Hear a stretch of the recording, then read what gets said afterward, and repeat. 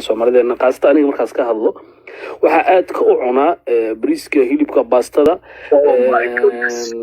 ma jecli maxaa la yiraahdaa qudaar ina oo dhan ma jecli oo way dhibtaa waba cuna waba raasaba maxaa la yiraahdaa waxyaabaha qofka loogu talagalay fitamiinadiisa waxay bisina soo celishaan dhanaba aan cuninba. That's the problem. Maxamedow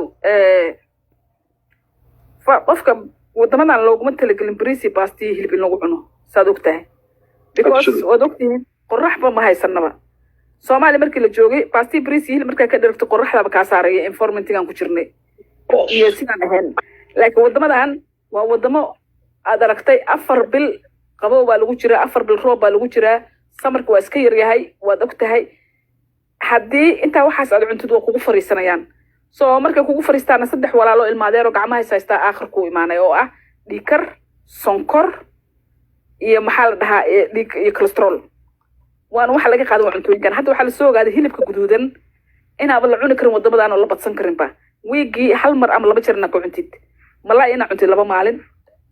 hal day ina qudaar cuntid kaligeed laba maalin chicken ka dhigo 7 casho saas u qaybi laakiin hadda hilibaan 7 casho dabka saaranaya wallahi ka ada dhibaato isu keena hadda waxa la ogaaday maxaa la yiraahdaa depression ka mental issue ga waxyaalahaas waxa keena bad diet ka oo la cunayo cuntooyinkan aan soo dheelitirneen markuu dhakhtarka u tagtay muxuu ku dhahaa biyana cab luga